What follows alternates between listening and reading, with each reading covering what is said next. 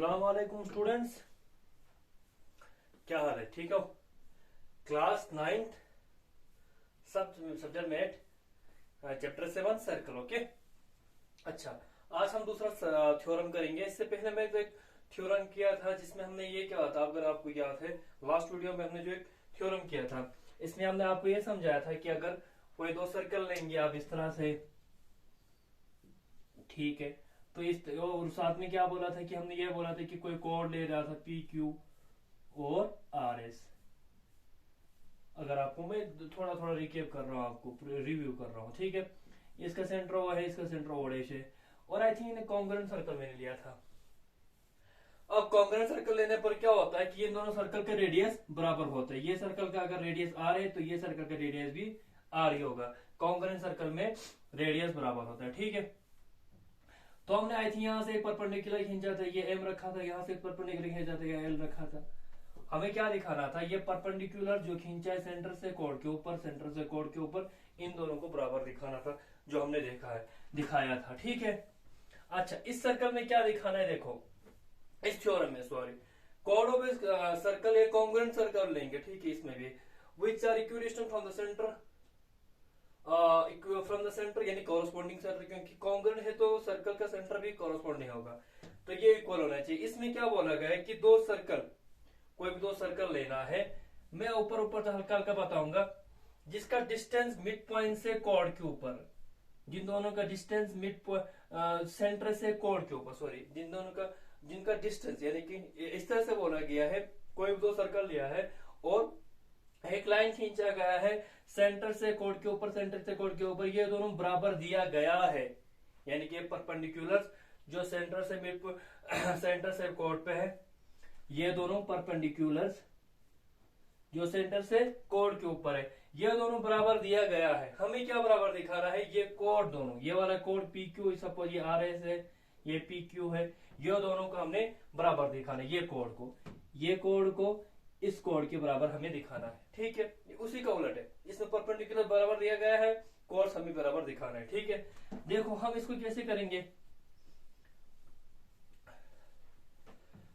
We shall prove again the theorem by two congruent दो circle लेंगे, ऐसे कर लेंगे। देखो, code P Q of circle, एक सर्कल बनाओ जिसका सेंटर वो है और आर इसका रेडियस है, ठीक है, ये ठीक। और इसमें एक कोड बनाइए आप, ये पी क्यू उसका कोड है बेटा, ठीक है। और दूसरा सर्कल बना लो आप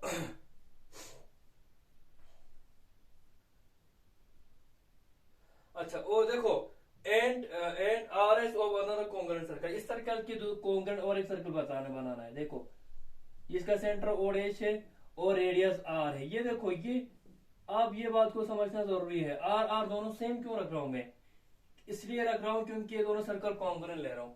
सर्कल दो कॉन्ग्रुएंट तभी होता है और उनके रेडियस बराबर होते हैं। देखो ये आर रखूंगा तो ये भी आर रखना है, ओके, और सेंटर ओ डैश है, और इसका कोड आर एस, इसका एक कोड है,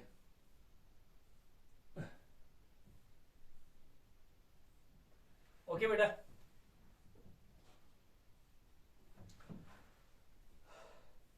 अच्छा, और एक परपेंडिकुलर खींचना है, ठीक है।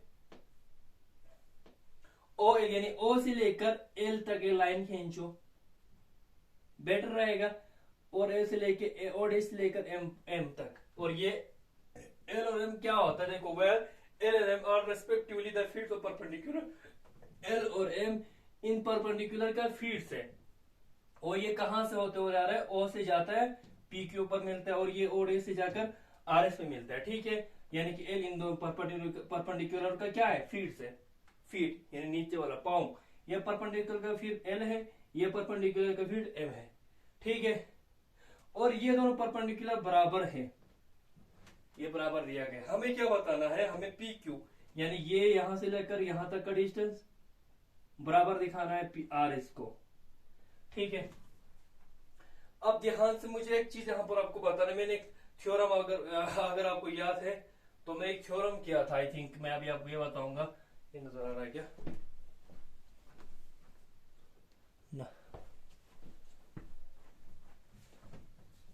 देखो मैं एक ऐसे एक सर्कल है,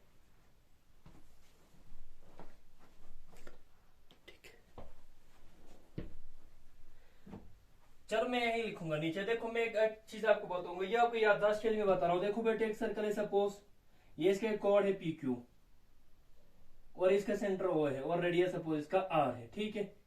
सपोज इसका रेडियस आर है, ऐसे मैं बनाऊंगा ये, ठीक। अब देखो याद बनाने की जरूरत नहीं है।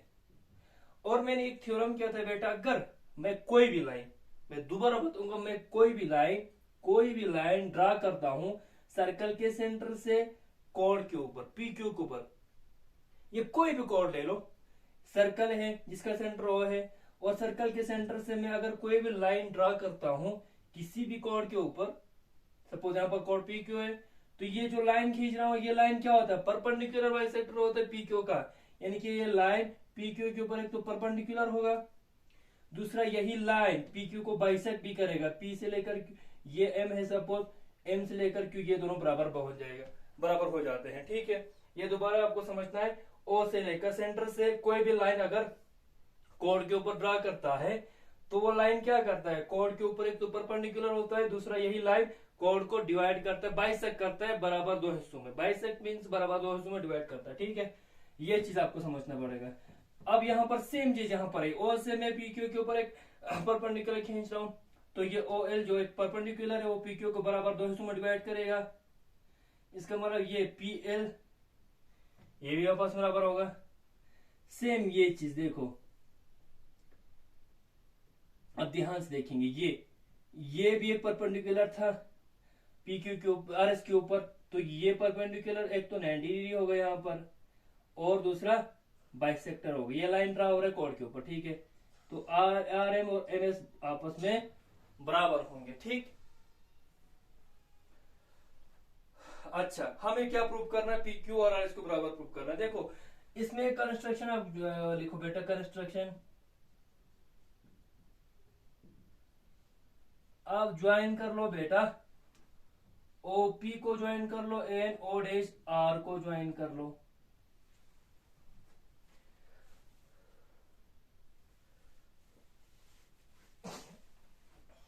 नाउ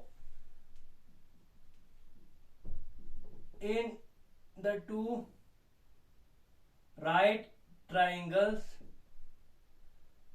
इन दोनों को ज्वाइन कर लो ना, ओ पी को और आर डैश एम को, O L P and O dash M P, ये दोनोthe ट्राइंगल को ले रहा हूं मैं, ये राइट एंगल ट्राइंगल और ये राइट एंगल ट्राइंगल, इन दोनों को ले रहा हूं। देखो ओपी और ओ डैश आर ये बराबर है, क्यों, क्योंकि दोनों का रेडियस इक्वल है, because both the radius are equal to are,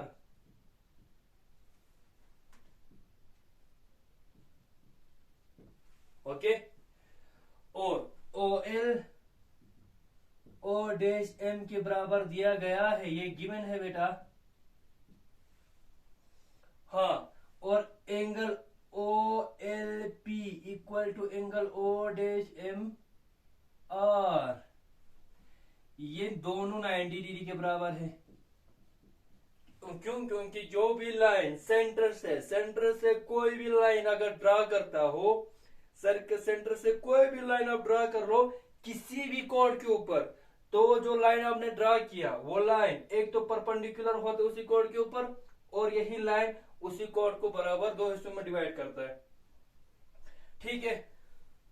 so triangle O L P congruent to triangle O dash M P, ये राइट एंगल हाइपोटेन्यूज साइड के मुताबिक हो गए। देखो ये राइट एंगल दोनों में आपस में बराबर है 90-90, और ये हाइपोटेन्यूज आपस में बराबर है, ओके, रेडियस है, और ये दोनों तो साइड एक बराबर आ गए, ये दोनों तो खुद आपस में बराबर थे, राइट एंगल भी बराबर है, हाइपोटेन्यूज बराबर है, और कोई भी साइड यानी यहाँ पर परपेंडिकुलर दोनों आपस में बराबर है, तो ये दोनों ट्राइंगल कॉन्ग्रुएंट हो गए।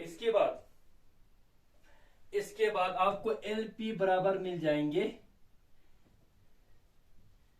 इसके बाद देयरफॉर पीएल आपको बराबर बन जाएंगे आरएम के। ये सीपीसीटी की बात अभी होगा बेटा। अच्छा, अब ये चीज को ध्यान से समझाना है। देखो ये आपको बराबर आ गए।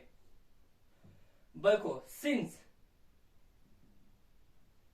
L M M R the mid points of, ये आपको समझने है बेटा,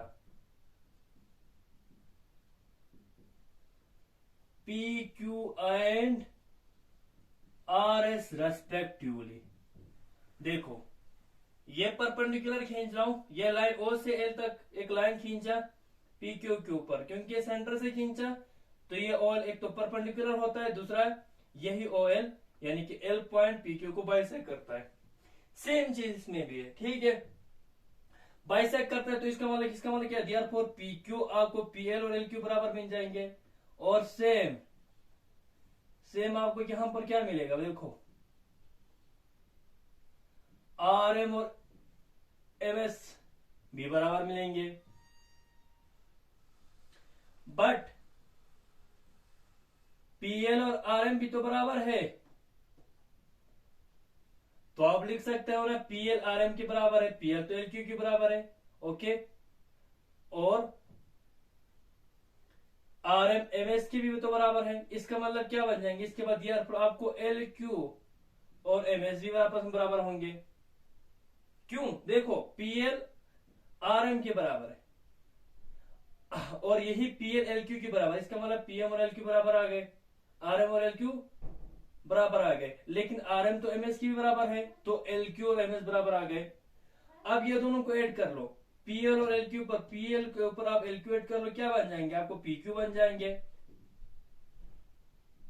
और आरएम पर एमएस ऐड कर लो, क्या बन जाएंगे, आरएम पर एमएस ऐड कर लो, आरएस बन जाएंगे।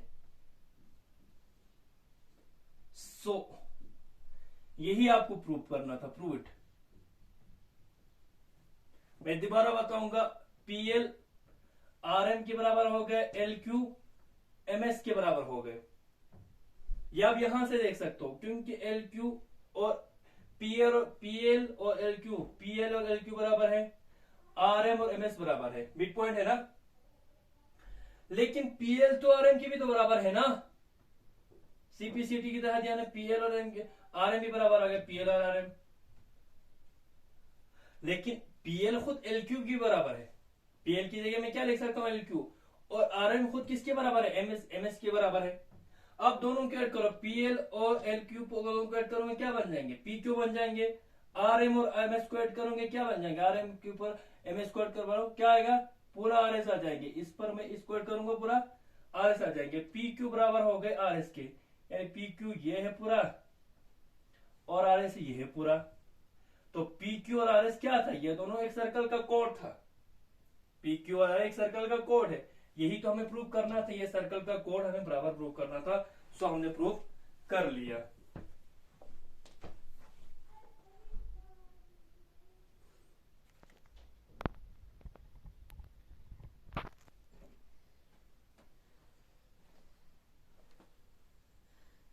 Così bientôt, je pense que c'est un tabac là, ça.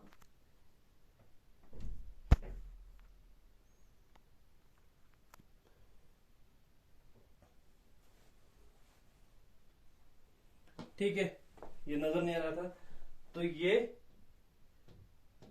इनके पीएल आरएम के बराबर था, लेकिन पीएल और एलक्यू भी तो बराबर है, क्योंकि एल मिड पॉइंट है।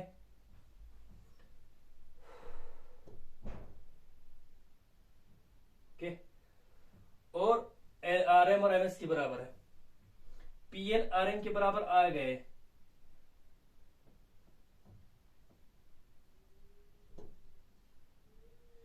पीएल आरएम के बराबर आ गए। देखो पीएल तो एलक्यू के बराबर है, तो पीएल की जगह मैं एलक्यू लिख सकता हूँ। आरएम एमएस के बराबर है, तो आरएम की जगह मैं एमएस बराबर कर सकता हूँ। तो पीएल आरएम के बराबर आ गए, एलक्यू एमएस के बराबर आ गए। आप पीएल और एलक्यू को ऐड करो, पीएल के ऊपर आर, पीएल के ऊपर आप आर एलक्यू को ऐड करो, ये एल है, पीएल के ऊपर एलक्यू को ऐड करो, ये इसके ऊपर करेंगे तो क्या बन जाएंगे, पीक्यू बन जाएंगे। इसी तरह RM के ऊपर MS कोड करो, RM के ऊपर MS कोड ऐड करेंगे, क्या बन जाएंगे, पूरा RS बन जाएंगे। और PQ और RS दोनों बराबर आ गए। ये PQ और RS दो सर्कल के दोनों कोड है, दो कोड्स है, और ये दो कोड आपस में बराबर आ गए। ये कोड PQ और ये कोड सर्कल की ये कोड RS बराबर आ गए। यही हमने आपको प्रूव करना था, सो हमने कर लिया। ओके, अच्छा इसके बाद हम एक्सरसाइज करेंगे। ओके, ये थ्योरम नंबर 7 नहीं है। अगला हम एक्सरसाइज करेंगे, ठीक है बेटा। 10.4